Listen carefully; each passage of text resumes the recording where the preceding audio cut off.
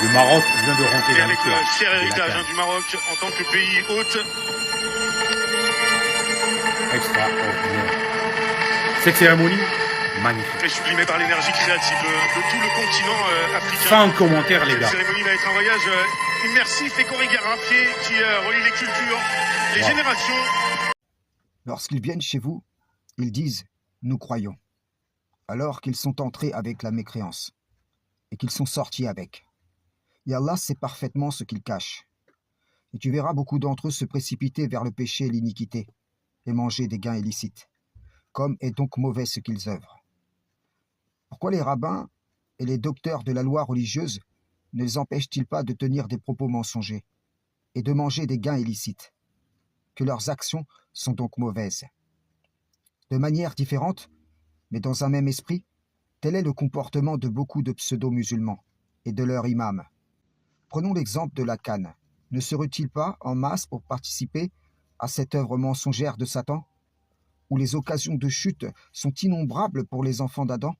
Ne participent-ils pas à la corruption sur terre, tout en disant à ceux qui s'écartent du mal qu'ils sont des leurs, du nombre des croyants, alors qu'ils se sont laissés tenter et que de vains espoirs les trompent? Les imams qui connaissent l'envers du décor de l'industrie du football, les dégâts de l'idolâtrie, les faux espoirs dans les cœurs de la jeunesse, les paris sportifs, les danses et les chants de Satan qui accompagnent ces compétitions, la corruption, l'exploitation des plus démunis, les marques vestimentaires des diables portées par les joueurs et les supporters, et ainsi de suite, ces imams.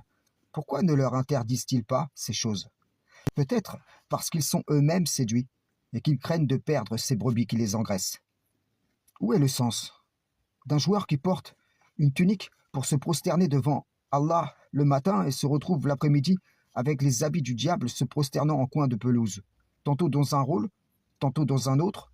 La piété agrée-t-elle ces retournements de veste répétitifs? Les pseudo-croyants de ce temps sont remplis de contradictions comme celle-ci. Tantôt ils prétendent servir le Créateur, tantôt ils sont manifestement en train de servir le diable. Vous devez comprendre que celui qui se rend à un match professionnel de football est comme celui qui se rend à un concert de rap. Les deux se rendent au produit d'une des nombreuses industries du divertissement de Satan. N'avez-vous pas remarqué qu'il y a des joueurs de foot et des rappeurs qui se convertissent aux mêmes idéologies?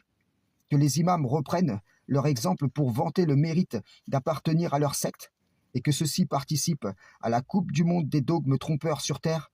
En vérité, ni le joueur ni le chanteur ne s'est converti à l'islam.